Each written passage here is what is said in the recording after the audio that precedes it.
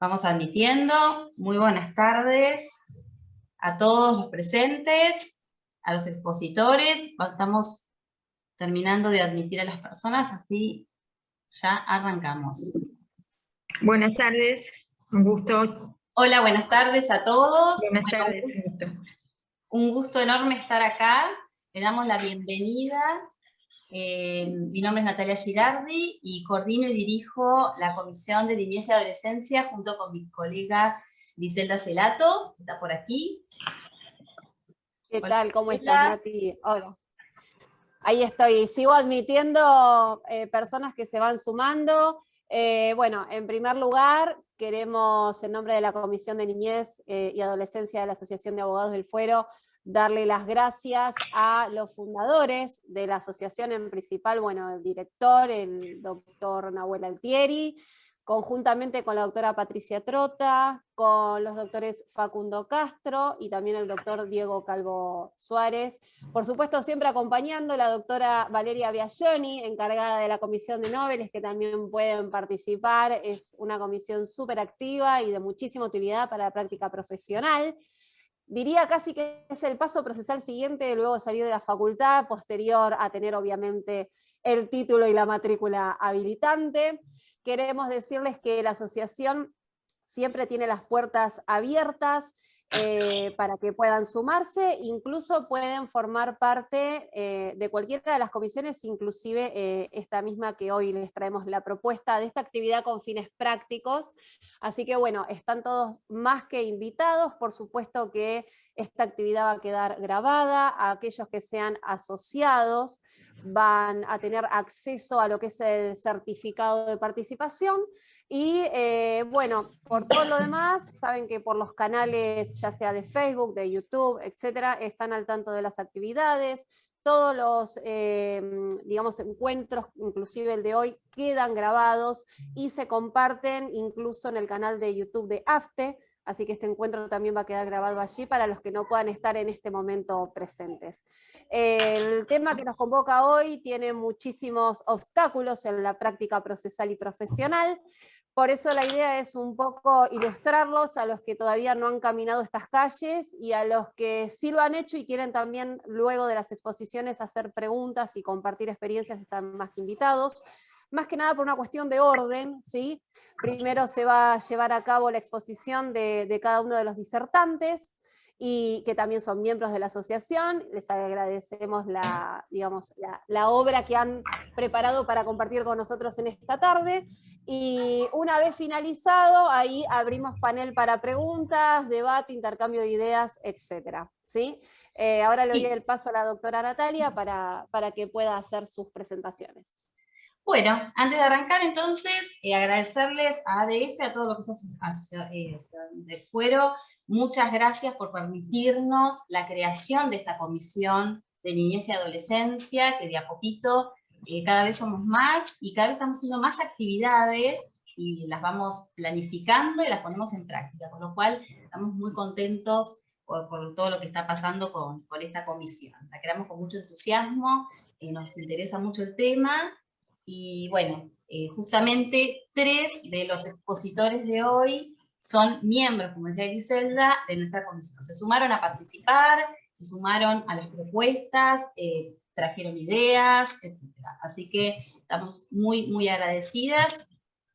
Vamos a hacer entonces las 3 exposiciones. Esto es un conversatorio, ¿sí? El formato de conversatorio tiene que ver con un formato que es dinámico, activo, participativo y horizontal, ¿sí? Si bien son exposiciones de casos concretos que los doctores van a traernos, después al final vamos a poder hacer un intercambio, preguntas, reflexión, ¿sí? La idea es enriquecernos entre todos, ¿sí? Es un formato de conversatorio, no es estrictamente una charla formal, ¿sí? Así que bueno, bien. Vamos a comenzar la primera de las expositoras y participantes de nuestra comisión, la doctora Marcela Peralta. Hola Marcela. Un gusto, buenas tardes para todos. Un gusto enorme que estés acá. Marcela Peralta la doctora Marcela Peralta es abogada egresada de la Universidad de La Matanza, ejerce la profesión independiente en el Foro de Familia Laboral Civil, Es abogada de niños, niñas y adolescentes, integra el Registro Provincial de Abogados del Niño, el REPAN, integra el equipo de colegiados de patrocinio jurídico gratuito del Colegio de Abogados de La Matanza. Marcela, cuando quieras. Bueno, un gusto, muy buenas tardes para todos. En primer lugar, agradecer por darme la posibilidad de participar. Muchas gracias a la Asociación de Abogados del Fuero y en especial a la Comisión de Niñez y Adolescencia. Bueno, entiendo que en principio deberíamos comenzar por el marco normativo de dicha temática, para ubicarnos en contexto. Tengamos en cuenta que estamos hablando de la relación de las denuncias de violencia familiar con respecto al impedimento de vinculación paterno-filial. Entiendo, bueno, entonces, tengamos en cuenta que toda la temática referente a la violencia familiar es de carácter local. Entonces hay una ley por cada lugar. La ley 24.417 rige en Capital Federal. Y la ley 12.569 rige en Provincia de Buenos Aires. 12.569. Ahora bien, para ubicarnos en contexto, ¿no? Ahora bien, ¿cuál es el objetivo de ambas leyes? La protección ante toda acción, omisión, abuso que afecte la integridad física, psíquica, moral, sexual o la libertad de una persona en el ámbito del grupo familiar, aunque no configure un delito. En el día a día, en mi rol de abogada de niñas, niños y adolescentes en la provincia de Buenos Aires, en La Matanza, que es una zona bastante intensa, me ha llegado a investigar, me ha llevado a leer y a escuchar, y he llegado a las publicaciones del ex juez de la Cámara Nacional de Apelaciones en lo Civil de Buenos Aires, el doctor Misari, pudiendo comprobar que efectivamente la realidad demuestra lo plasmado por tal eminencia, dejando en claro mi total conformidad. Cita el doctor 3 cuestiones fundamentales que tienen que ver con el impedimento de contacto, ¿no? Con el impedimento de la vinculación. Y que se deben tener en cuenta en el momento de realizar la denuncia. La primera cuestión es, una vez realizada la denuncia de violencia familiar, tanto la ley de Capital Federal en su artículo 3, como la ley de provincial en su artículo 8, detallan la necesidad de realizar un psicodiagnóstico de interacción familiar, que deberá ser realizado por peritos de diversas disciplinas. ¿Para qué? ¿Para qué va a servir este informe? ¿Qué se va a determinar aquí? Los daños físicos y o psíquicos sufridos por la víctima. También se tiene que determinar la situación de peligro y medio social y ambiental de la familia. Además, las partes también pueden solicitar otros informes técnicos. ¿Qué sucede en la realidad? Como ya es de nuestro conocimiento, son medidas de carácter urgente. El juez la dicta cuando existe algún elemento que le otorgue el convencimiento, la convicción de lo que se denuncia es verdad. Esto es la verosimilitud en el derecho. Ahora bien, los informes cuentan con estos elementos y la realidad demuestra que no. La realidad demuestra que las preguntas que se realizan son inductivas, no son preguntas amplias, no participa la persona presunta violenta, no participa el denunciado. Se dicta una medida con una sola mirada, que es la mirada del denunciante o la denunciante. Entonces, se dicta una medida no cumpliendo la ley y se interrumpe el vínculo. Primera cuestión. La segunda Se debe convocar al denunciado en un plazo de 48 horas, dice la ley provincial en su artículo 8. ¿A los efectos de qué? A los fines de qué? De obtener un elemento serio probatorio. A ver, se denuncia, escucho al denunciado, ¿qué pasa? ¿Hay un elemento serio o no lo hay? Es el momento de definir ahí. ¿Para qué? Para poder decidir, ¿se levanta o se toma una medida intermedia? En ese plazo de 48 horas, que en tal caso, si se interrumpe el vínculo, no sería tan perjudicial, es un plazo corto.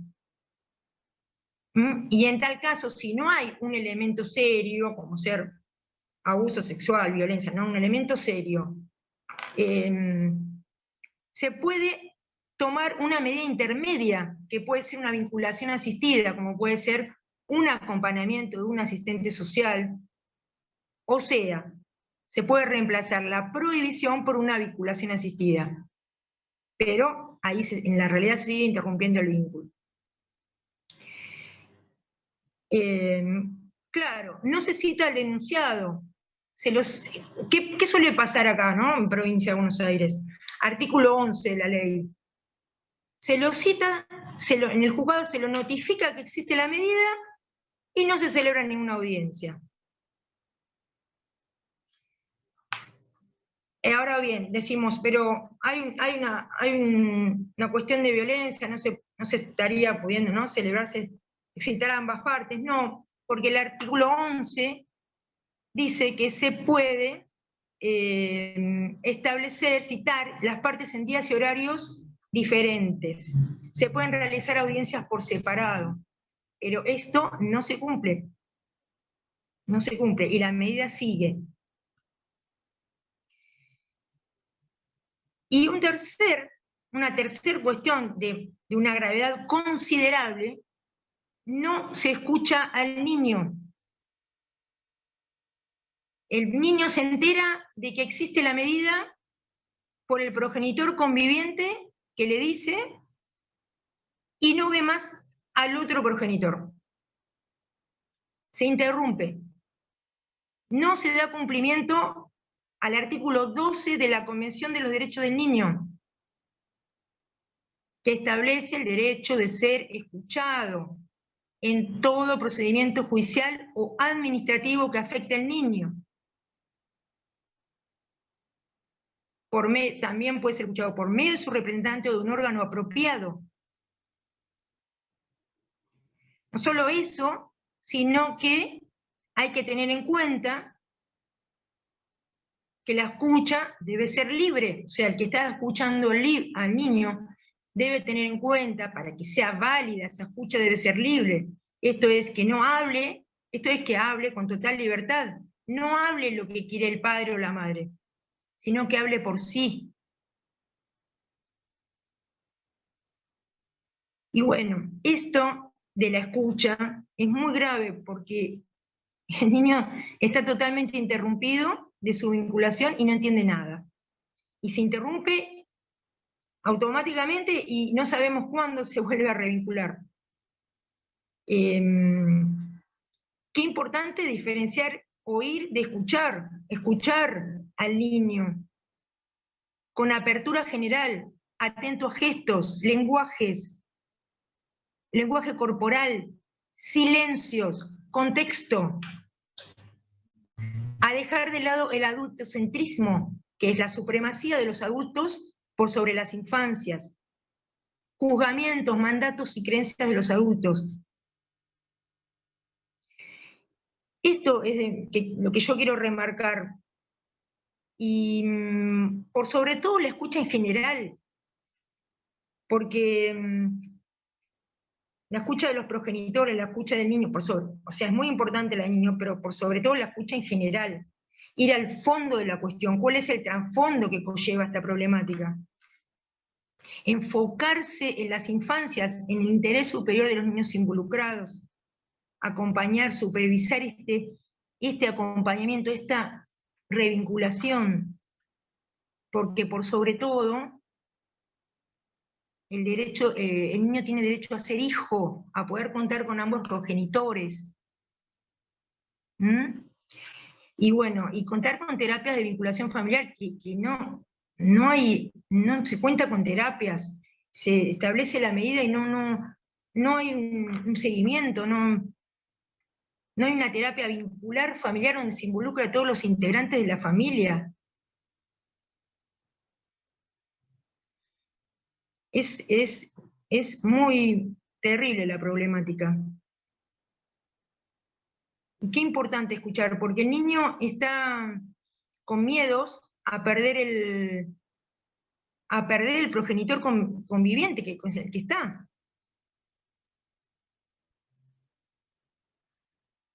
Cita al doctor Misari: el niño pierde la mitad de su linaje cuando pierde la revinculación y cae en una bajísima autoestima, porque es parte de ambos progenitores, y al repudiar al otro, está repudiando parte de él.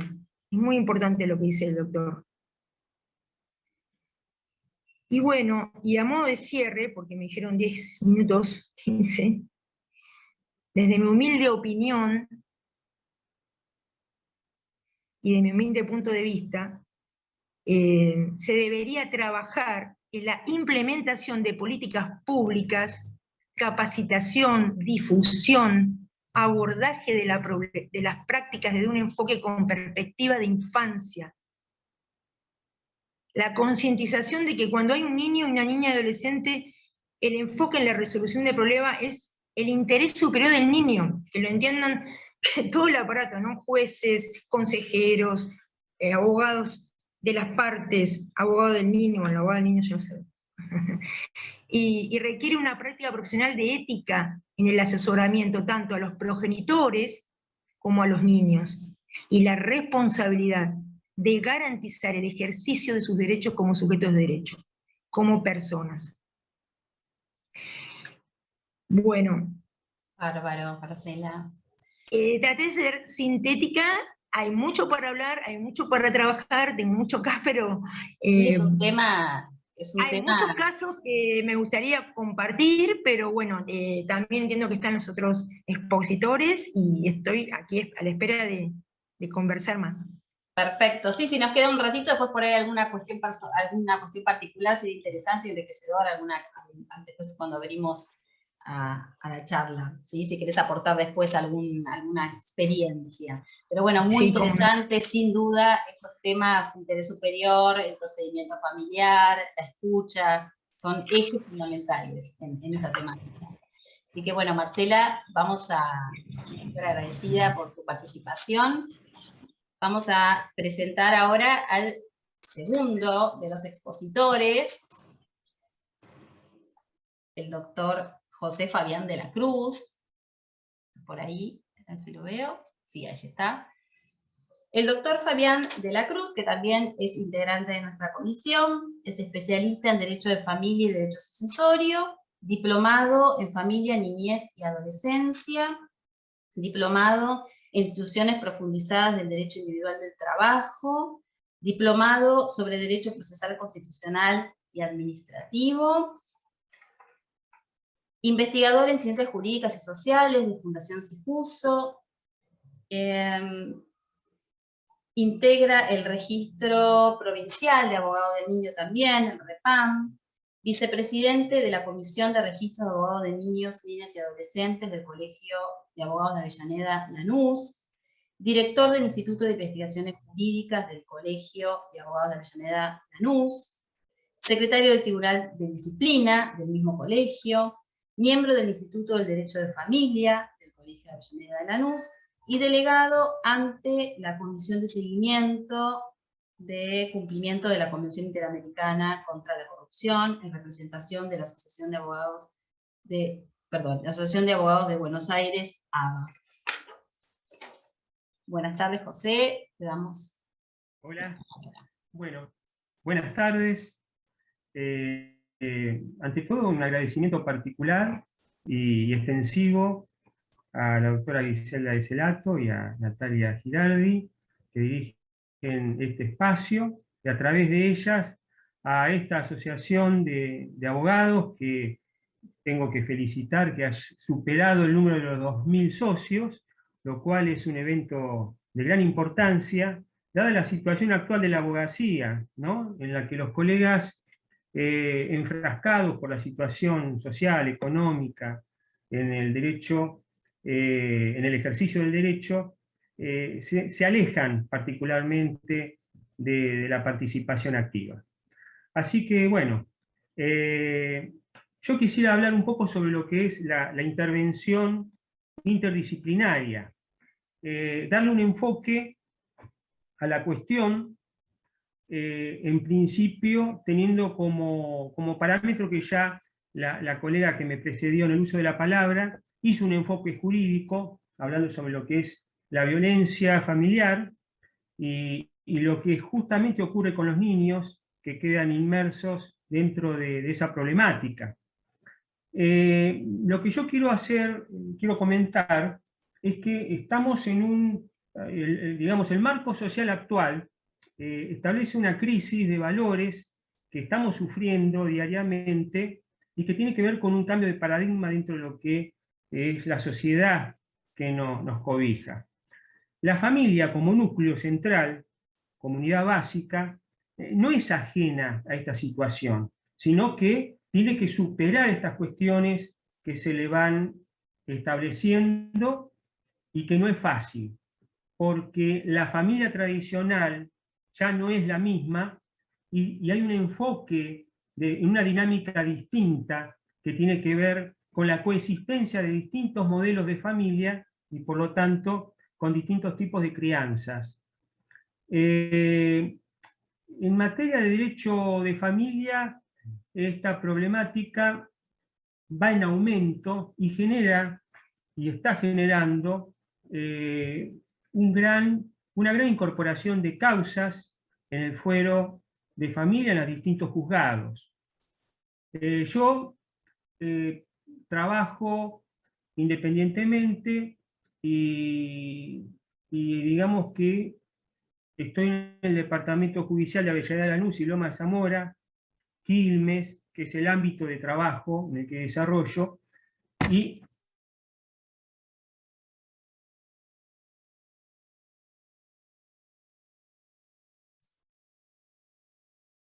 Uy, se nos fue, a ver. Parece que se cortó. Se le cortó la conexión. Ups. ¿Quieren seguir con el siguiente exponente? Estaba esperando, sí, estaba esperando a ver si era que solo porque estaba, ahora veo que no está, en un momento estaba con la cámara apagada, se fue. ¿Quieren seguir con el siguiente exponente y después que retome? Sí, no sé cuánto, claro, porque no sabemos cuánto le va a demorar, no sabemos si es un ratito o si tuvo problemas con la conexión, qué lástima, porque justo nos estábamos... Qué lástima. Ay, sí, estábamos entrando en tema. A ver si nos mandan, me voy a fijar, esperen un segundito. A ver si nos pone al tanto, estaba mirando si hay algún mensaje de él que nos ponga al tanto de esta situación. Bueno, vamos a tener que pasar a la siguiente. Ahí veo Ahí que está entrando y ahí está. Sí. Perfecto, buenísimo. Ahí está. Volvimos. Puede pasar. Estás muteado. El audio. ahí está. Un microcorte, algo habitual que nos pasa. Puede pasar. Bueno, tenemos que en estas problemáticas surgen restricciones o impedimentos que se trasladan en las pretensiones de las partes cuando se inicia un cuidado personal, un régimen comunicacional, etc. La problemática, la complejidad que tiene que ver, que genera el impedimento, a diferencia de otro tipo de materias como el alimento, en el cual el incumplimiento, en el caso alimentario, nos permite iniciar una ejecución, en el tema de impedimento o restricción generado a veces por alguno de los progenitores, nos lleva a esta cuestión de que Si bien el código a través del artículo 555, 557 establece, ¿no?, el marco jurídico con respecto al régimen comunicacional y le permite al juez establecer medidas en el caso de aquel progenitor que establece algún tipo de restricción, medidas para que se pueda posibilitar esa vinculación a través del régimen comunicacional, lo real y concreto es que muchas veces se genera como una especie de peregrinar, ¿no?, del progenitor que no puede establecer el cumplimiento de ese régimen comunicacional que se ha establecido a través de un acuerdo o a través de una sentencia homologatoria, según el caso, ¿no? Digo acuerdo porque muchas veces en estas cuestiones entra lo que es en provincia, lo que es la etapa previa, en donde se establecen acuerdos provisorios hasta que finalmente se puede establecer un acuerdo definitivo y se homologa el mismo. Ahora bien, cuando hablamos en provincia, que es donde yo litigo, nos encontramos con herramientas que podemos utilizar. O sea, las herramientas jurídicas las conocemos, bueno, como decía la colega, en provincia la 12.569, que es violencia familiar, la 24.901, que es la ley de discapacidad, que la tenemos que tener presente también en el bagaje de leyes que podemos utilizar cuando iniciamos algún tipo de acción, porque si bien hablamos de la 26.061, que es la protección de los derechos de los niños, que es la ley nacional, ¿no?, y la Convención de los Derechos del Niño, que fue ratificada en el 90, que fue incorporada en el 94 con rango constitucional, tenemos que pensar que hay un bagaje de leyes que nosotros podemos utilizar en función del niño. O sea, por lo menos yo en lo personal, yo tengo la posibilidad de ser abogado del niño, es algo vocacional, la colega que me presidió lo sabe, todos lo sabemos que esto lo hacemos por amor, más que nada.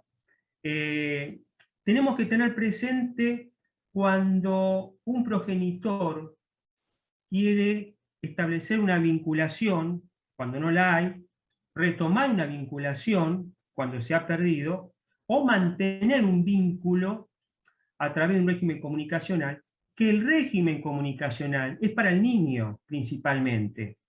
O sea, acá nosotros tenemos que prevalecer en el lenguaje, en lo que se le transmite a los progenitores, que los derechos, cuando hablamos de interés superior del niño, que hablamos justamente del ejercicio pleno de los derechos, de realizar todo ese tipo de decisiones tendientes a garantizar un bienestar general del niño, estamos hablando de que el centro es el niño. Es algo que no debemos perder. Como somos abogados, manejamos la parte jurídica y tenemos la posibilidad en el fuero de familia de utilizar la interdisciplina, la debemos utilizar porque son herramientas idóneas y necesarias para llegar a veces a catalizar soluciones que el juzgado no las puede obtener por sí misma y que nosotros como operadores del derecho tenemos que buscarlas. Yo les puedo dar múltiples anécdotas, pero les puedo dar un detalle de una, por ejemplo, ¿no? Y por eso hablo de la importancia también de tener presente la 24.901, que es la ley de discapacidad. En el marco de lo que son las entrevistas que a veces tenemos con los chicos, sepamos que cuando nos designan como abogado del niño, no son situaciones fáciles.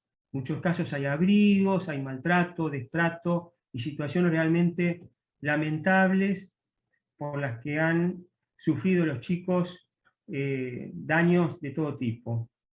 Pero les voy a hacer un comentario, una anécdota que sirve como para el caso y que puede... La experiencia a veces sirve un poco más. La parte legal la tenemos de fácil encuentro en el código, ¿no? A través de una entrevista, una de las cosas que la niña me planteaba era determinados actos que el padre hacía, que a ella le resultaba como rechazo, como que se burlaba de ella, lo hace a propósito, hace cosas públicamente para que yo me sienta avergonzada. Bueno, obviamente tomé nota de esa situación, y hay que tomar nota de este tipo de situaciones. me llamó la atención, no eran comunes, así que a través del pedido de informes para verificar si esa persona tiene algún tratamiento psicológico o psiquiátrico, salió en un informe justamente que había tenido un tratamiento psicológico, que había tenido una alta psiquiátrica, pero que tenía un trastorno. Entonces, ese trastorno lo llevaba a realizar este tipo de conductas. Conductas que forman parte de una condición. O sea, no es una conducta realizada con la intencionalidad de molestar a la hija, sino que eran conductas propias de esa situación personal, no de esa enfermedad, no estamos hablando de enfermedad, estamos hablando de una condición que establece el marco, ¿no?, de los distintos trastornos que van avanzando, ¿no?, a partir de que está estudiándose cada vez más. Entonces, a partir de ahí, el trabajo para internalizar en esa situación a la niña, adolescente, ya, ¿no?, con un paso ya en la adolescencia, de que esa situación no era para avergonzarla, sino que era propio de un trastorno. Ahora, esta es una herramienta que me da la interdisciplina. También hay momentos en donde es importante el trabajo que puede desarrollar el profesional, el trabajo a través de un informe de un asistente social. Porque cuando hablamos de régimen comunicacional, también hablamos de un ámbito físico en el cual se va a ir desarrollando esa situación. Y acá es importante también ver en qué situación se encuentra el niño, la niña o el adolescente viviendo con un progenitor y cuál es la otra realidad del otro progenitor a la hora de establecer un régimen comunicacional que sea válido para el chico o la niña y que le sirva en el desarrollo, porque acá lo importante es tener presente el desarrollo emocional y psicológico del niño. Nosotros hablamos a veces de paradigmas, ¿no? Estamos en un cambio social, en el cual los chicos son como esponja y pueden absorber situaciones que a los adultos nos cuesta por una crianza, por una cuestión ambiental y también una cuestión de prejuicios, que la sociedad tiene que empezar a trabajarlos. Porque cuando empezamos a tener prejuicios, estamos entrando en un camino que es luego el camino de la división, de la separación. O sea, son pasos que nos aíslan dentro de un marco social, en el cual tenemos que estar trabajando para la integración. La mejor inclusión que podemos desarrollar para los chicos es aquella que está enmarcada en el sentimiento más importante que un niño necesita para su crecimiento, que es el amor. Por eso, una de las cosas que a veces planteo en los juzgados es que nosotros, como abogados del niño en lo personal, pero también como abogados que trabajamos en el derecho de familia, es interpretar que tenemos una función distinta al abogado que ejerce en el derecho laboral, que es una función totalmente distinta al fuero civil o al comercial. El abogado de familia tiene que resolver una conflictiva en la cual en el medio generalmente hay niños. Y esa conflictiva no nos tiene que llevar a una posición de confrontación, sino en una posición de resolución de conflictos. O sea, aprovechar las herramientas que nos da el proceso, como por ejemplo la etapa previa, tener la posibilidad de trabajar acuerdos y también utilizar como herramientas las que nos permite la interdisciplina.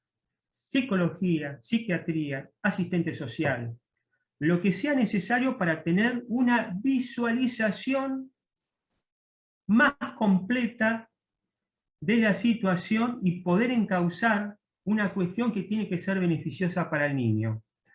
A veces nos vamos a encontrar, y generalmente es lo que pasa, cuando los progenitores pasan de esa situación de amor, desamor y odio, en el cual se enfrascan y utilizan a sus hijos como botín de guerra, valga la mal palabra, ¿no? Pero que también es una realidad. Esto en el cual la cuota alimentaria, el régimen comunicacional, la forma de cuidado, y en este caso nosotros tenemos la obligación, como letrados, de ayudar a la internalización de ese progenitor, de que ese hijo, hija, los va a tener como padres a ambos el resto de sus vidas. Por lo cual, empezar a resolver los primeros conflictos va a implicar encauzar la situación a un marco de acuerdos que son necesarios principalmente para ese hijo, para esa hija, para ese adolescente que está creciendo y que necesita cubrir esa cuestión emocional y psicológica tan importante para el desarrollo futuro, porque el día de mañana va a ser un adulto. Lo que yo quiero, para no extenderme mucho, porque si estamos unos minutitos más y cerramos. Una pequeña síntesis. Nosotros tenemos una sociedad armada desde la adultez, en el cual, lamentablemente, generamos una imposición continua hacia el niño o niña. Imposición desde nuestro punto de vista. Nosotros consideramos lo que es bueno para ellos y lo plasmamos. O sea, no es una sociedad pensada desde la visión de la niñez. Y ahí es donde tendríamos que trabajar, porque si nosotros diéramos un vuelco en la visión, podríamos tener un cambio de sociedad que nos permita tener un crecimiento en otro sentido. Y para cerrar, lo que quiero decir que es importante es, tengamos presente algo, que el 25% de la población mundial, según la Asociación Argentina de Psiquiatría, en algún momento tiene un padecimiento mental, y que existe un gran índice en crecimiento, lamentablemente en Argentina, entre comillas digo lamentablemente, porque también es importante para nuestra apertura mental y para nuestro crecimiento emocional, que cada vez haya más chicos con necesidad de ser incluidos a partir de tener una discapacidad mental. No ser discapacitado, ojo, tenemos que empezar a trabajar también el vocabulario. Ya tengo una discapacidad mental que con trabajo, con apoyos y demás, se sobrelleva y pueden lograr los mismos objetivos que cualquier otro chico que no la tiene, porque los apoyos sirven para eso. Así que yo creo que no tenemos que perder de órbita la inclusión, y la inclusión viene de la mano de la internalización principalmente de los padres, de las familias, del Estado, de todos los efectores que forman parte de esta sociedad, para ir generando ese cambio necesario que nos puede llevar a tener una sociedad distinta el día de mañana. Bueno, por ahora muchas gracias, les agradezco que me hayan escuchado, y bueno, prontamente nos vamos a ver personalmente en la comisión, que es lo que más deseo. Vamos a hacer un encuentro presencial. No soy muy adepto a la pantalla, así que bueno, muchas gracias. No, muchas gracias José, muchas gracias por tu intervención. Ahí salen varios disparadores ahí interesantes, como el tema de apartar la mirada adultocéntrica y centrarnos en la niñocéntrica, que es un cambio de paradigma que todavía cuesta instalarlo. Varias cuestiones ahí muy importantes, el tema de salud mental, el tema de lo que es todo discapacidad, niñez y adolescencia, o sea, temas interesantísimos que, bueno, la idea de la comisión es ir profundizando con todas estas aristas, ¿no?, que tiene esta temática. Bien, vamos entonces ahora a darle paso a la tercera de las expositoras, miembro también de nuestra comisión, la doctora Brenda Salva. Brenda Salva es egresada de la Universidad de Buenos Aires, licenciada en Comunicación Social de la UBA, periodista y productora especialista en temas judiciales y policiales, cubrió el caso Dupuy, en Crónica, HD, diplomada en Derechos Internacionales de la Universidad Abierta Interamericana, abogada integrante del Estudio Jurídico Gastón Marano. Actualmente cursa la especialización en Derecho Penal en la UBA y fue defensora en la causa del atentado contra la vicepresidenta de la Nación en el año 2022. Brenda, te damos la palabra. Gracias, Doc. Primero, bueno, voy a poner el cronómetro para poder estar los minutos que tengo que estar. Y a sí, yo te voy indicando, no te preocupes. Ah, perfecto, para que haremos el conversatorio. Perfecto. Bueno, primero espero estar a la altura de los doctores de Fabián, espero estar a la altura de la doctora Marcela también, porque tengo muchos más años de periodista y de comunicóloga, como me enseñaron que así se dice, que de abogada, básicamente. Pero en esa carrera del periodismo me tocó afrontar temas muy fuertes, muy sensibles, que tienen que ver muchas veces con la niñez, con la adolescencia, y en estos de los casos elegí el caso de Lucio Dupuy, que como saben es público, es notorio, y la verdad que nos estremeció y nos conmovió a toda la sociedad entera, incluso también a los abogados que se dedican a la niñez y a la adolescencia.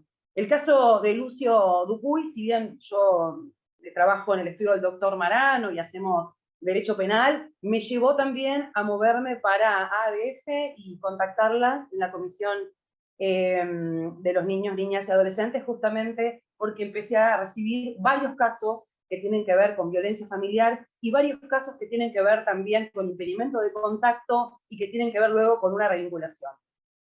Por lo tanto, quiero compartirles un caso que estoy viviendo en carne propia como abogada. Estamos en una instancia ahora de una revinculación, pero les cuento brevemente de qué se trata, para que después podamos conversar un poquito sobre esto y compartirles, bueno, esta experiencia, ¿no? Este caso arranca por una denuncia de violencia familiar que fue presentada en una OBD en el mes de diciembre. Mi cliente, que es el padre de este niño, manifiesta que fue a buscar a su hijo a la casa de la madre, como habían convenido, un día sábado o por la tarde, pero que se había demorado 1 hora más de lo previsto. Les digo, en el acuerdo decía, puede estar más o menos 1 hora demorado. Entre las 3 y las 4 iba a pasar, pasó a las 4 de la tarde. Por lo que se cuenta en la denuncia que hace la mujer, la mamá de este niño, y luego lo que me cuenta el papá, dicen que ya bajó de mal humor la mamá y ya fue de mal humor el padre. Se enfrentaron. ¿Y quién estaba ahí? Un niño de 8 años, que es lo que estoy viendo en varios de los casos que nos están llegando con respecto a violencia. Hay un forcejeo en el que en momento el padre dice, bueno, me toca a mí, dame el nene, como bien decía Fabián, una especie de botín de guerra, una especie de mercadería, una cosa, me toca a mí el nene, dámelo, y ella dice, no, de ninguna manera llegaste muy tarde. Dame la mochila, te saco la mochila, y en esa experiencia el niño mirando toda la situación. Finalmente, el padre se retira, se va a su casa, me llama por teléfono, me cuenta lo que ocurrió, y por sugerencia le digo, bueno, trata de no hablar hasta que ella te hable de buena manera y que se baje un poquito el fuego, la locura que hay entre los dos. ¿Por qué es entre los dos? 48 horas después nos enteramos que tenía justamente radicada una denuncia por violencia familiar y que habían dictado una medida cautelar. Una medida cautelar donde no se vio ningún tipo de prueba, que yo entiendo, y muchas veces comparto situaciones en que se hace una denuncia y directamente se dictan medidas justamente para prevenir algo peor. Lo que no se estaba previniendo en ese momento es que lo peor era la desvinculación de ese niño y de ese padre, que hasta el día de la fecha, les estoy spoileando la historia, no se ven. Y esto ocurrió en diciembre, contemos más o menos, que son 7 meses más o menos, sin el vínculo con su padre. Dicho esto, sabiendo que teníamos ya la denuncia frente de la OBD, nos presentamos, y nos presentamos con un impedimento de contacto también, de decir, ¿por qué no me dio el nene o por qué no puedo ver al nene cuando me correspondía? Por una disputa entre 60 minutos y un nene que no pudo estar con el padre. ¿Y qué ocasionó toda esta denuncia de violencia? Bueno, se dicta la medida cautelar, no puede ver al niño, no se puede contactar con la madre. Lo primero que dice el padre es, yo quiero gozar de mi derecho de poder ver a mi hijo, y también quiero que mi hijo me pueda ver, estar en contacto, hacer lo que siempre hacemos los días que nos corresponden. Por lo tanto, ¿tengo que seguir pagando también la cuota? y ahí empiezan a chocar un montón de intereses, ¿no? Que uno como abogado dice, bueno, sí, tenés que hacerlo, bueno, pero ella no está cumpliendo, bueno, pero ¿qué pasó? Y meternos en un proceso que esta persona no había imaginado nunca en su vida. Ya de por sí sabemos que es muy difícil tener hijos con parejas y con padres separados. Imaginemos ahora una situación de violencia que ingresa de manera sorpresiva en esta persona. 4 meses tenía la medida cautelar. Hasta abril había durado la medida cautelar, por lo tanto, esta persona no se podía comunicar con la madre, que es el no conviviente con el niño, y hicimos descargo, nos pusimos a disposición, la Defensoría luego, que intervino, el Consejo del Niño intervino en la situación, pedimos también un informe a la escuela, pedimos también un informe a la psicóloga que este niño tenía de hace un tiempo, no solamente ocasionado por esta situación, pero ya venía con un tratamiento psicológico, vaya a saber por qué, ¿no? Pero ya venía con un tratamiento psicológico, y nos dicen que no pueden darle todavía la revinculación y que todavía no se puede ver con su padre, por este hecho que les conté, porque la madre tenía un embarazo de riesgo. Y esto podía ocasionar un problema en el embarazo de la madre si el padre se veía con el niño. Eso fue lo que me mencionó un juzgado, una defensoría. Una locura absoluta. Así que ese fue mi bautismo con respecto a los casos de familia y niñez. Estamos transcurriendo el mes de junio, estamos cerrándolo.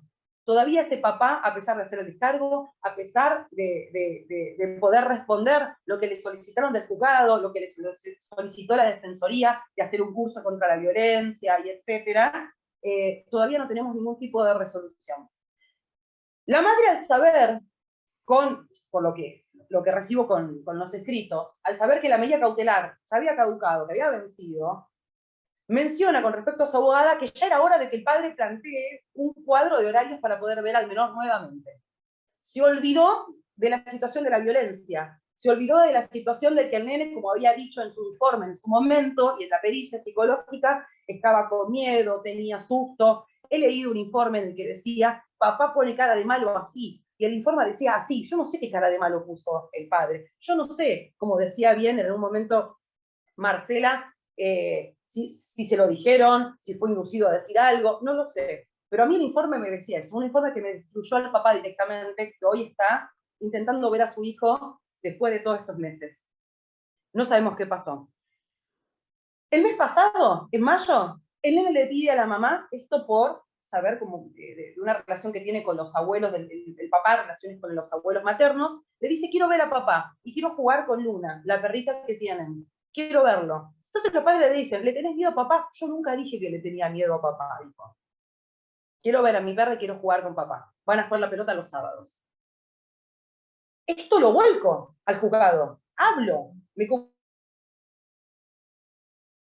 comunico, digo, ¿qué es lo que está ocurriendo? Quiere ver a su papá, lo está diciendo al niño, ¿qué hacemos? Y la defensoría me manda un dictamen donde dice que los encuentros deben ser breves con los abuelos, para la vinculación, ¿no? Del padre, con los abuelos. Me comunico con los abuelos para ver si lo podíamos hacer de esa manera. Y los abuelos tampoco están de acuerdo que sea así, porque tienen miedo de que ocurra algo y la madre del niño denuncie. O sea, seguimos teniendo trabas, seguimos sin escucharlos, seguimos viendo a los nenes como una cosa, como el botín de guerra, como decía Fabi recién, y no se pueden ver. Lo que nunca estuvieron previendo, nunca pudieron ver, es que el vínculo se estaba rompiendo. Otro de los casos, y esto continúa, ¿no? O sea, no les puedo spoilear nada porque sigo trabajando en esta situación con un papá que está desesperado y con una madre que está mandando una grilla de horarios para que se cumplan, olvidándose que hizo una denuncia de violencia familiar y que destruyó el vínculo entre un padre y un nene. Un padre de 40 años y un niño de 8 años, en pleno crecimiento. Nunca vieron los dibujos que hizo la escuela. Me hizo mucho acordar en mi etapa periodística cuando yo mostré los dibujos que hizo Lucio Dupuy, donde veía golpes, donde veía situaciones raras, donde veía situaciones, incluso hizo dibujos hasta de los genitales, y los marcaba con dolor, no sé si recuerdan eso, pero es una película de terror. Nunca vieron las marcas. A este chico nunca le vieron los dibujos que hacen la carpeta, por ejemplo, y los vi, y los presenté, y nadie me dio bola. Al papá tampoco. Otro de los casos, también, una denuncia que luego la madre quiso retirar porque se enojó porque le faltaban 500 pesos en la cuota de alimentos, y esto es real.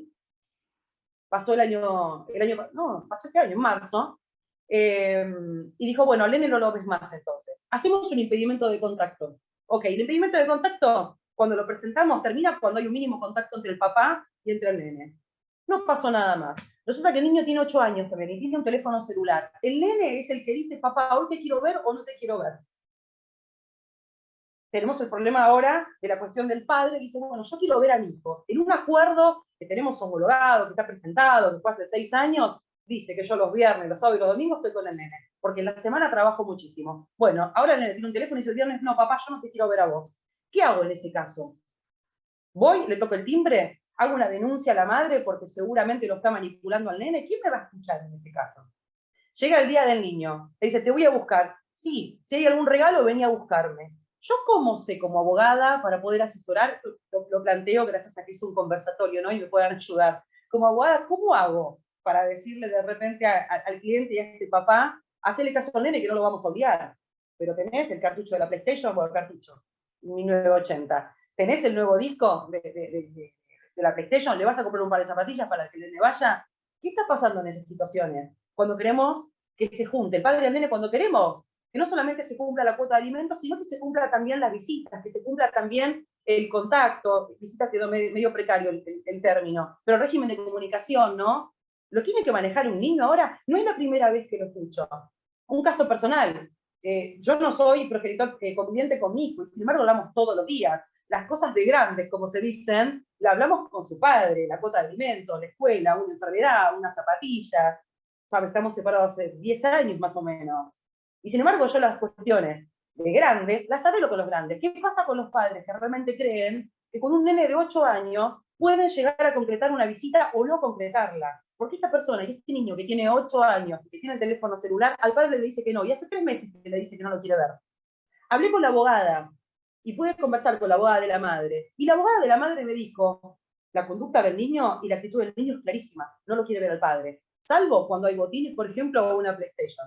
Por eso traigo a colación este tema de la revinculación, primero con el caso de este muchacho de la situación de violencia y la denuncia que ocurrió en diciembre, y segundo con esta intervención de la tecnología y de cómo se empoderan de alguna manera los niños con respecto al teléfono, y cómo también le baja no la autoridad, pero sí la obligación del padre conviviente a darle o a fortalecer el vínculo con el papá que no convive con ese niño o con esa niña. Por lo tanto, bueno, eso quería traerles a colación, no solamente porque me llamó mucho el caso de Lucio, que lo difundí, hablé con el abuelo, hablé con el padre, y fue algo, bueno, gravísimo, todo lo que vieron es cierto en los medios de comunicación, sino también porque lo estoy viviendo ahora, no solamente como mamá, sino como abogada, y no solamente penal, sino también haciendo y trabajando en este tipo de casos. Gracias.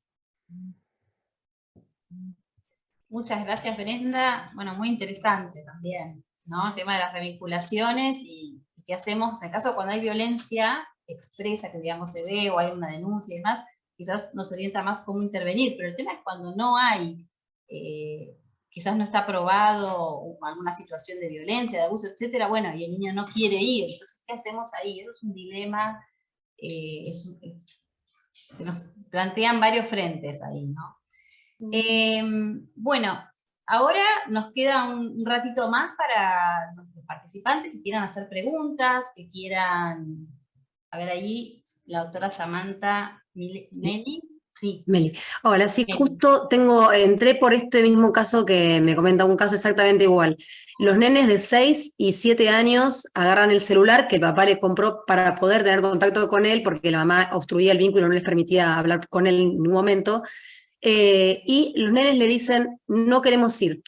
Lo loco es que cuando están con el papá, quieren quedarse ahí, le dicen, por favor, papá, nos queremos quedar acá, hacen planes para el fin de semana, el papá saca entradas para el cine, para una granjita sacó. Cuando se van con la mamá, inmediatamente llaman, no me vengas a buscar, no, pero tengo las entradas, tengo lo de la granjita, no quiero ir, no quiero ir. Y la abogada, cuando intento acercarme, me dice, bueno, los nenes no quieren ir. Por eso preguntaba esto del abogado del niño, porque no es una escucha libre, se ve a la mamá atrás, a veces incluso en las videollamadas, haciéndole gestos o diciéndole, duermo en la cama con vos si te quedás, papá no va a dormir en la cama con vos. Entonces, ahora justamente hizo una denuncia por violencia familiar diciendo que a los nenes les pegó una cachetada, cosa que es totalmente falsa, estuvo todo el tiempo con testigos, no estuvo en un momento solo con los nenes, porque encima los retiró del colegio y los llevó a la psicopedagoga. pero los nenes repitieron ante el equipo técnico que sí les había pegado una cachetada porque están coaccionados por la madre, que tiene además antecedentes psiquiátricos, estuvo internada, que es lo que ahora lo que hice fue presentar una defensa en la violencia familiar, pidiendo que se haga una pericia a la madre, y también presentar todos los psicodiagnósticos de los nenes y del papá, que dice que tiene una estructura sana, que no es violento, bueno, testigos, presenté todo lo que podía. Pero ¿qué hacemos cuando ponen al nene de intermediario para comunicarse? Yo quiero correrlo de ahí y decir que no pueden estar en el medio de conversaciones de adultos o decidir qué días pueden ver al papá o no. Cuando no hay un episodio de violencia, bueno, en este caso ella tomó una represalia haciendo la denuncia, ¿no? Bueno, y ahí sí, ahí sí complicó todo, ¿no? Pero bueno, esa era la duda. Justamente es el mismo caso que pasa con este tema de la tecnología.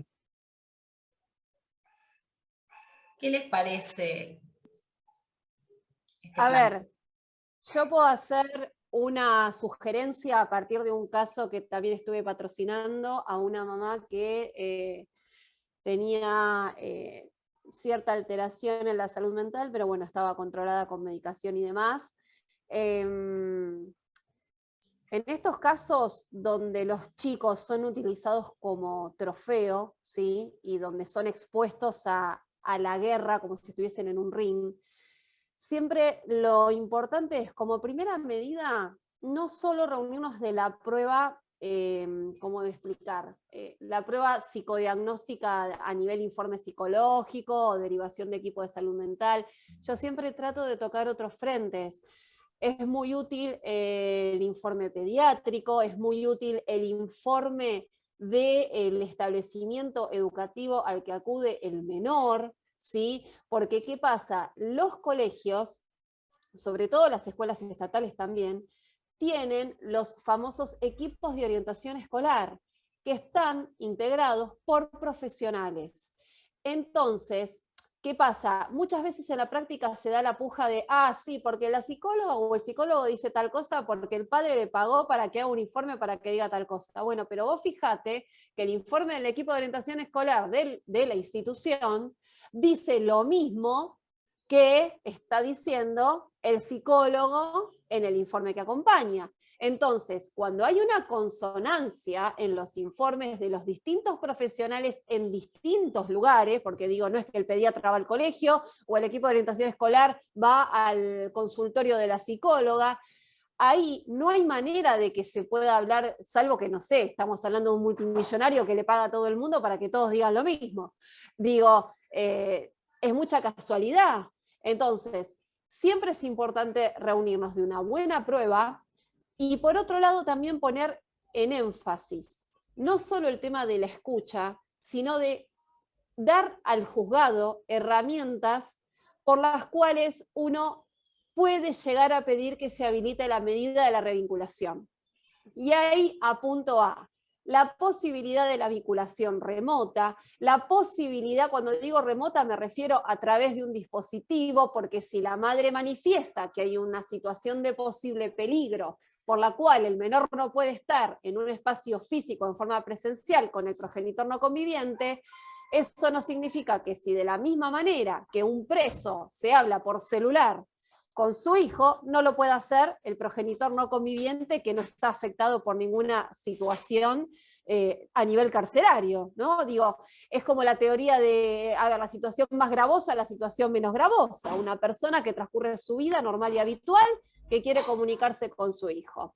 Otra de las alternativas que también se le puede sugerir al juzgado, la revinculación supervisada. ¿Qué es esto? La posibilidad de que en los espacios de escucha donde hay un equipo interdisciplinario, donde hay un asistente, en el momento del encuentro entre el progenitor no conviviente y ese niño, esa niña, haya una tercera persona presente en la sala, si es que ellos consideran que es un peligro que se vean solos en forma presencial, ¿sí? Son todos caminos alternativos, pero siempre es importante el tema de la prueba con informes integrales. Incluso hasta me animaría a decir, si no sé, si el menor o la menor, o la niña, mejor dicho, acuden a un lugar a recibir capacitación, por ejemplo, maestra particular, maestra de inglés, actividad recreativa, son todos espacios donde se desarrolla la vida cotidiana de un niño, niña, adolescente,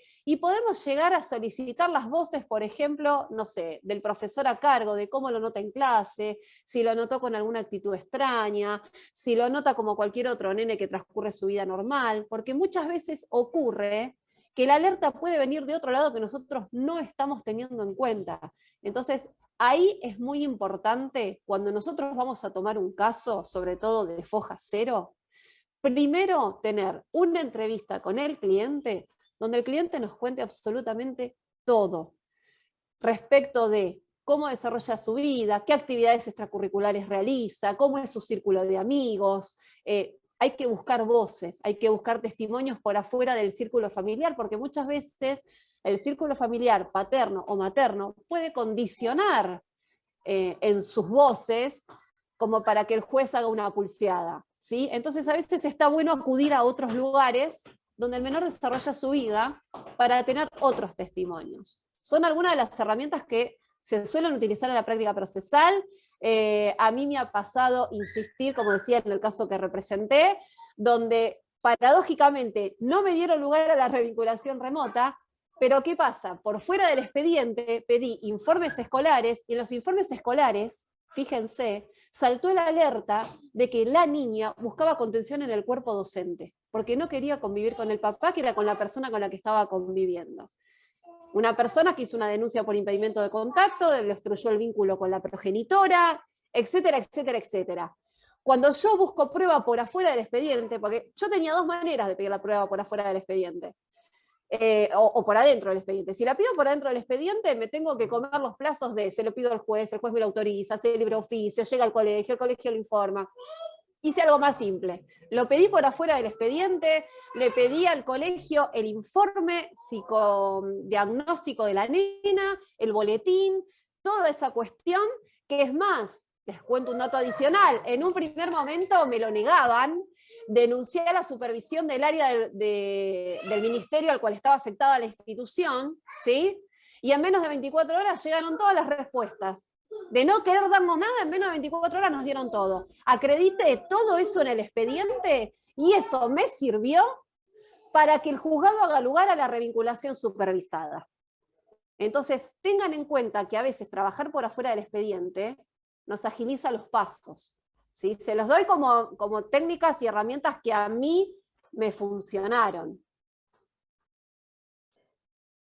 Eri, quiero agregar algo, perdón que me lo voy a puentear a Nati, pero para no olvidarme, son muchas cosas las que tenemos que hablar y parece que hay poco tiempo.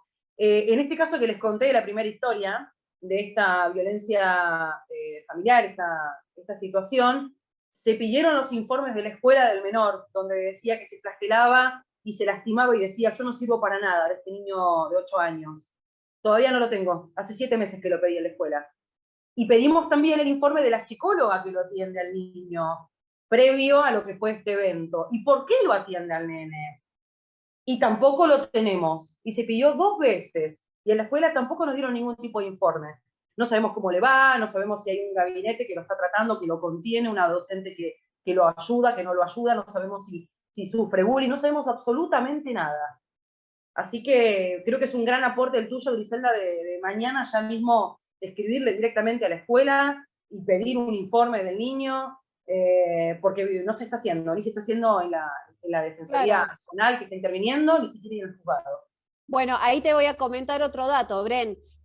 Bueno, yo primero traté de pedírselo a la escuela me decía que sus abogados le habían asesorado de que no podían dar esa información y mi respuesta fue, a ver, que haya un impedimento de contacto no significa que el adulto no tenga derecho a saber cómo está su hijo dentro de la institución, están mezclando las cosas, porque incluso a través de un correo electrónico le pueden enviar toda la información.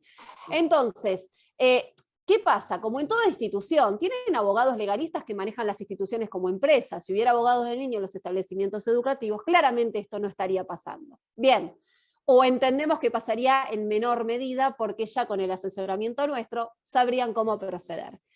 Tan equivocada no estaba, porque cuando yo denuncio en el Ministerio de Educación, al área de supervisión técnica, esta situación, ¿cómo puede ser que mágicamente en menos de 24 horas aparece todo? Pero todo, pero denunciando, o sea, a ver, yo no volví a hablar con la escuela. Cuando la escuela tuvo un primer parte donde escucharon a los abogados de la institución, que no son abogados capacitados en derecho de niño, y ya tomaron un partido por no aportar prueba, yo no seguí insistiendo con el colegio. Yo fui al superior jerárquico, y fue el superior jerárquico el que destrabó la situación.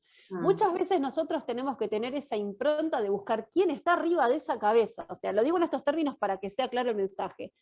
Porque si no nos quedamos ahí, y lamentablemente nos quedamos esperando un informe que nunca llega, porque ellos, mientras no reciben el reto del superior, siguen tomando decisiones contrarias a derecho. Entonces, lo que yo te sugiero es que directamente vayas al superior jerárquico para que destrabe esto, porque el progenitor tiene derecho a saber cómo está ese hijo. Perfecto, Ori. Una cosita que, justamente lo que dice Gisela, esto de darle participación a todo el entorno, a todos los profesionales que forman parte de la diaria del niño, que es fundamental.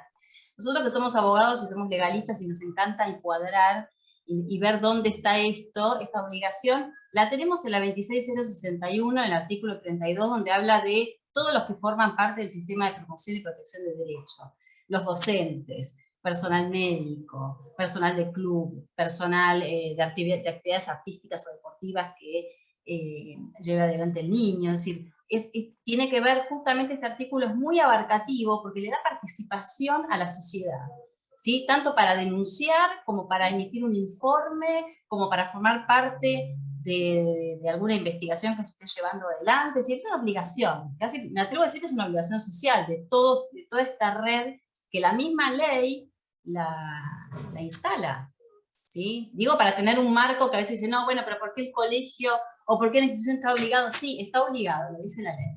Primero sale de la comisión y después de la ley. Ahí, Nati, ¿sabés lo que quiero agregar también? Estoy pensando en voz alta, ¿no? Es probable que las instituciones no sepan lo que significa un impedimento de contacto. ¿En qué sentido? Por ahí esas autoridades entienden que impedimento de contacto es no solo no tener contacto, sino no saber nada del nene. Y por ahí es donde también inducen en error. Ojo, porque puede estar pasando eso. Ahora, si ellos tuviesen la información que nosotros manejamos, que es esto de, a ver, a través de un correo electrónico le pueden remitir los informes, porque no tiene nada que ver el impedimento de contacto con no saber cómo está su hijo, entonces ahí ya la situación cambia. Lo que pasa es que falta información en derecho de niño, en derecho de familia, y en esta perspectiva, como dice el doctor Romano, ¿no? El enfoque familiar, la perspectiva de derechos con enfoque familiar. Por ahí no saben lo que significa impedimento de contacto y actúan de esa manera porque para ellos es impedimento de contacto, hermetismo total, y no es así. Para mí pasa por ahí. Ahí Guillermo Muñoz levantó la mano. Guillermo Muñoz, sí, levantó la mano. Damos la palabra. Hola, ¿qué tal? Buenas tardes. Bienvenido. Muchas gracias por la invitación. Quería hacer una consulta. ¿Qué pasa con las medidas cautelares de impedimento de contacto cuando ocurren en sede penal sin tiempo determinado, digamos? Eso, o sea, ¿hasta cuándo duran? Y si dentro de un procesamiento donde se dictó la medida cautelar, o sea, es un caso de una coacción agravada, donde se dictó una falta de mérito, ¿qué pasa con ese impedimento de contacto? ¿Hasta cuándo procede? Y si es conveniente pedirlo en sede penal a la revinculación o hay que hacerlo en paralelo por sede civil. Esa es mi pregunta.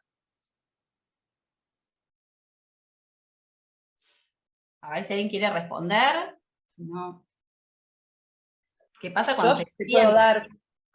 Te puedo responder con el caso práctico que mencioné, Guillermo. Fue de 120 días, 4 meses, del momento que hizo la denuncia con la medida cautelar y impedimento de contacto de la madre con el niño. Y la cuestión de la revinculación lo empezamos a hacer, lo seguimos haciendo en el marco del juzgado y de la Defensoría Nacional, el Consejo de Niñez. Pero en mi caso fue 4 meses. Claro, y una pregunta, cuando sale una resolución por falta de mérito en esta cuestión, digamos, penal, ¿afecta en algo esto a la revinculación? O sea, ¿cuál es el actuar de los jueces generalmente? ¿La conceden a la revinculación o se espera la absolución en un proceso penal? No, si continúo respondiendo yo, no me Si no, la cabeza, pero depende sí, no. muchísimo. No, pero Guillermo, depende muchísimo también del caso, de la suerte que tengas en ese juzgado también, y de la seriedad del tema. No hay una respuesta puntual donde decimos sí, no sucede eso. La mayoría de los casos no se da, se espera al final, pero no tengo una respuesta contundente con respecto a eso. No sé si las colegas... Mira, lo que yo te puedo aportar es lo siguiente. Generalmente, cuando determinan plazo indeterminado, primero, ya de por sí, las medidas tendrían que tener un plazo, por empezar. Y cuando dicen que el plazo es indeterminado, deberían fundamentar por qué motivo es indeterminado. Por ejemplo, por tiempo indeterminado hasta tanto se realice tal evaluación, la cual va a arrojar X resultado por el cual a partir de ello se podrá determinar si se pueden revincular o por vía remota o presencial o lo que sea. Pero si a vos te toca un caso donde te dice por tiempo indeterminado, y yo de manera inmediata, sabiendo que una cautelar tiene un tiempo determinado, tengo que exigirle al juez que me diga cuál es el fundamento por el cual me está planteando una indeterminación. Porque a partir de ahí yo voy a tener un parámetro. Cuando vos tenés un plazo legal, el parámetro te lo da el plazo legal.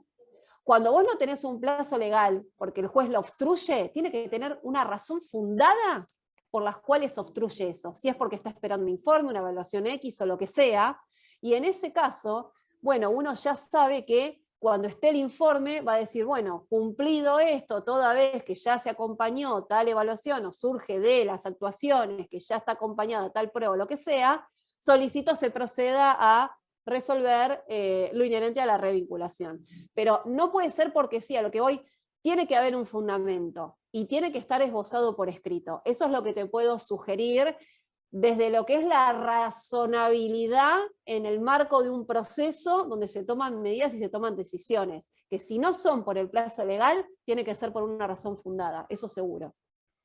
Claro, lo que pasa es que si vamos a la convención, vamos al artículo 9, donde nos habla de la importancia, nos habla del derecho de comunicación, es súper importante, si los niños tienen que tener comunicación con sus pares, desde ya. Ahora, ¿qué pasa cuando hay una denuncia en el medio, cuando tenemos, si bien después hay una absolución o un sobreseimiento, pero eso no obsta a que se obligue a la revinculación, es decir, quizás hay un sobreseimiento, quizás hay una absolución y demás, pero el niño sigue, digamos, se afecta a su interés superior, que es lo que dice el artículo 9, es decir, el derecho de comunicación tiene que estar, y es muy importante para los niños, pero siempre y cuando no afecte su interés superior. Y ahí es donde tenemos que empezar a desgranar esto de qué es el interés superior en el caso particular que se nos presenta. Entonces, cuando vos decís, bueno, pero entonces si la medida es indefinida o no, bueno, hay que ver el caso concreto y ver cómo esa revinculación afecta o no a ese niño, porque a veces la revinculación revictimiza y genera más vulneración de derecho, que en el caso contrario o en otro caso no. Entonces hay que evaluar cada situación concreta y tener en cuenta que es importante la revinculación, pero es importante también proteger su interés superior, es el que no se violenten otros derechos con esa revinculación, porque si no estamos poniendo más la lupa en lo que es, digamos, la mirada adultocéntrica, lo que es mejor para el adulto y no para el niño. Entonces depende de muchas cosas. Sí, creo que el norte o tenemos que ir a aplicar es, bueno, a ver, está esta situación, tenemos este tema, si revinculamos o no. ¿Qué tenemos que evaluar? Un montón de situaciones particulares. ¿Cómo le afecta a ese niño la revinculación o la no revinculación con ese progenitor? ¿Le genera una cascada, un efecto posterior que puede ser perjudicial o puede ser beneficioso? Hay que hacerse un montón de preguntas y eso requiere, bueno, insisto, analizar el caso en particular. Si las medidas se sostienen en el tiempo, es como bien dice Griselda, tienen que estar justificadas, ya no tiene que ser algo caprichoso, por esto de no afectar el derecho de comunicación que es tan importante. Ahora, por otro lado ¿qué pasa cuando no tenemos una causa penal o no tenemos ningún elemento, pero el niño no se quiere revincular? Entonces, ¿ahí qué pasa? Yo creo que como Estado, o como en el caso del Poder Judicial, ¿no? Lo que tenemos que poner la mirada como operador judicial es no vulnerar más derechos, ¿sí? Entonces tenemos que evaluar a la hora de resolver que sea lo mejor para ese niño. Quizás es circunstancial, quizás es una medida que a veces el niño no quiere y después se revierte, quizás se trabaja afuera, porque eso también hay que trabajar mucho los vínculos afuera, ¿no? No es matemático, son vínculos humanos. Y eso lleva tiempo, lleva trabajo, y no tenemos, digamos, una fórmula. Pero sí tenemos que ser conscientes de esto. Así que...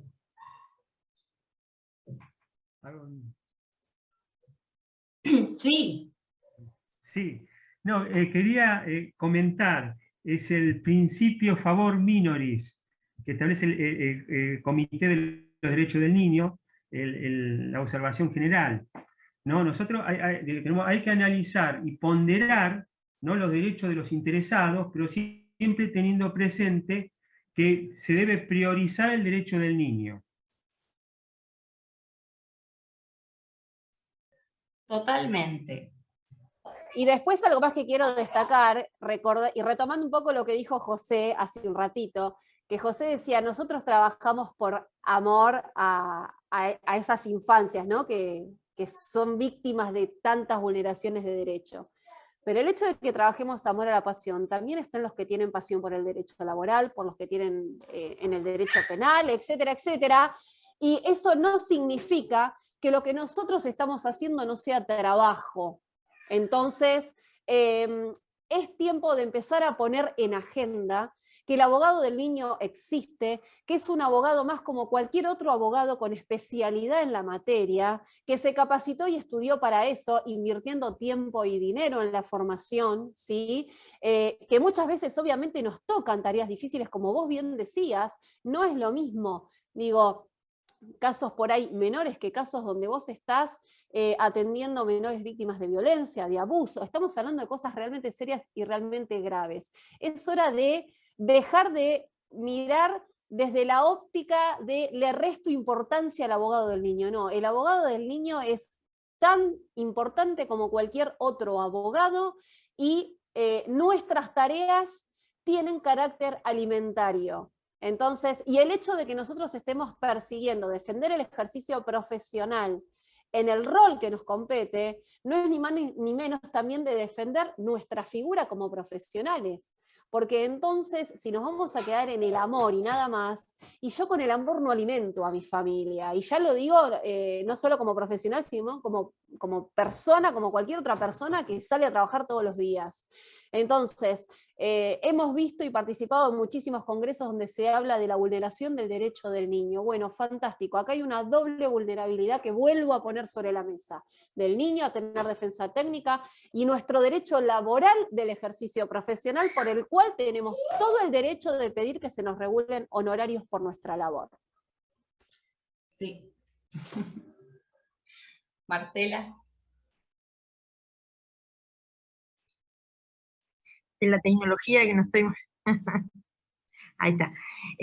Sí, totalmente de acuerdo con Griselda, porque es una lucha, el tema de los honorarios acá es terrible, cómo nos, no sé cómo decirlo, no manosean, o sea, una cosa de loco lo que tenemos que probar, que tenemos que dar traslado a Fiscalía, que Fiscalía se le antoja, cuando se le antoja contestar, eso es una burla total. El otro día me regularon 3 IUs en la Cámara, o sea, es una burla, pero bueno, amo trabajar por los niños, niñas y adolescentes porque es algo extraordinario, escucharlos, hacer algo por ellos, y bueno, y con respecto a lo que decía la doctora Samantha, que ¿no? Esto de cuando ellos dicen que no quieren ir y demás cuestiones, lo importante es probar, con todo lo que dijo la doctora Griselda, es probar que la voz del niño se encuentra viciada. Hay que llegar a eso. A mí no me han dejado entrar a la audiencia de artículo 12 porque estoy reclamando eso. Están viciadas las voces de los niños, falta capacitación en los jueces, falta capacitación en todo el aparato judicial. No, los psicólogos no se la juegan en decir, hay una influencia, pero hay que seguir, porque no puede ser que los niños sigan vulnerados No puede ser esto, que si pase un caso como Lucio, no puede ser. Hay que seguir, no sé, yo me saco, Doc, pero lo importante en esos casos es probar que la voz del niño no está libre. Hay que hacer todo lo que sea necesario, por afuera, por adentro. No sé, las escuelas son reticentes, no te quieren dar los informes, es una lucha también, los juzgados no intiman, bueno, pero hay que seguir, porque Bueno, es por muy eso importante. trabajamos, claro, por eso estamos Sí, con sí, estos espacios. es muy importante. Estamos dando estos espacios para esto, para tratar de cambiar realidades, ¿no? Sí. Avanzar, que los colegas Bueno, avancemos estas dos también. cuestiones, y por Sí, sobre no, todo, sí, la figura del niño es muy importante que se revalorice como en cuanto a nosotros, porque nos ignoran por completo. claro, Es porque una no es cosa un de locos. trabajo, digamos, se asocia el abogado del niño con la gratuidad y también se asocia con el derecho de familia. Y no solo, es una especialidad que trasciende todos los fueros. Donde hay niños, niñas y adolescentes, puede actuar un abogado del niño. Digo, no solo se limita a lo que es derecho de familia. Debería desde el inicio. A mí en juzgados me han dicho todavía no es el momento oportuno, cuando la ley dice que desde el comienzo debe contar con un abogado del niño. ¿De qué me está hablando? Le digo. Bueno, así estamos súper muchos habilitados, sí. compartir. Estamos habilitados legalmente por la ley, estamos habilitados porque tenemos una especialidad y no tenemos que asociar que esta temática o estar abocados a esto tiene que ser gratuito. O sea, no sé por qué se armó como algo bueno. Así que estamos tratando de crear otras realidades y de cambiar el paradigma también. Hay que seguir trabajando. Por eso necesitamos de ustedes también para que nos ayuden, porque con Griselda estamos muy comprometidas con esto. Y la verdad que nos encanta que se sumen, porque son colegas que tienen los mismos problemas y se encuentran con los mismos obstáculos que nosotras. Tal cual. Excelente, cuenten conmigo para lo que sea. Muchas gracias. Bueno, Nati, sí, si no quieren agregar algo preguntas, más, si no ya vamos cerrando. Sí, perdóname, tengo delay. Sí, me gustaría acotar algo. Sí. Tengo un colega amigo, abogado del niño, que hace unos años se presentó como particular damnificado en una causa conocida de chicos del Club Independiente, y bueno, se presentó e incluso fue a La Plata para orientar a la Fiscalía sobre la función que él tenía que cumplir dentro del expediente. Y también conozco una colega que se presentó en expedientes laborales. O sea, con esto quiero decir que el marco de referencia del abogado del niño no involucra solo al derecho de familia, sino a todo tipo de actuaciones en las cuales el niño tenga que validar sus derechos como corresponde. Y esas actuaciones administrativas que a veces en provincias se realizan sin la presencia del abogado del niño, implican después la judicialización inmediata. Sí, judicialización inmediata, sin la participación del abogado del niño en ese primer estadio que tiene que ver la participación del equipo técnico en los centros locales. No, acá en Provincia de Buenos Aires hay centros locales que intervienen en la promoción de los derechos del niño, que es un equipo interdisciplinario. Bueno, ahí se realiza todo un trabajo que muchas veces deriva en actuaciones de abrigo en sede judicial. Ahí tendríamos que estar nosotros del día cero, participando, aportando y trabajando para visualizar situaciones que pueden no ser visualizadas por otros profesionales que intervienen en las distintas áreas. Pero bueno, es todo un trabajo de empuje que tenemos que dar permanentemente a partir de la experiencia de, bueno, el doctor Romano, que es un brillante en la materia, y que bueno, hay muchos, ¿no? Nombro a uno como paradigma, pero entre todos tenemos que empezar a trabajar y generar esos lazos importantes que tienen que ver y que tiene como centro al niño. Sí, tal cual. Bueno, Fabi, desde la verdad es tal cual lo que vos estás diciendo. Bueno, yo en primer lugar lo que quiero hacer es agradecerle a los tres, porque la verdad que es muy útil lo que nos han aportado y acompañado desde la práctica. Estos espacios sirven para sumar al ejercicio de cada día, a nuestro trabajo de cada día. Recordarles que se pueden sumar a la asociación, recordarles que se emiten certificados para los asociados, se ponen en contacto con la asociación, a nosotros nos pueden escribir a derechoNNIA@abogadosdelfuero.org.ar para sumarse. Vamos a tener un encuentro presencial, vamos a seguir con más actividades por Zoom, con más declaraciones para difundir la figura del abogado del niño. No me quiero olvidar de la doctora María Agustina Elías, encargada de la dirección del área de comunicación de la asociación, que es la que nos permite hacer también esta llegada por todas las redes a los colegas para capacitarse y para ser parte de estos espacios. Quedan invitados a sumarse, les agradecemos muchísimo este tiempo, y bueno, no sé si quieren decir algunas palabras de cierre, como para ya ir guardando. Bueno, yo agradecerles la convocatoria también, recontra contenta de ver tanta gente interesada y que se haya sumado, y sobre todo, bueno, el trabajo que están haciendo ustedes, que es sumamente contagioso también. Así que muchas gracias y por más encuentros de estos.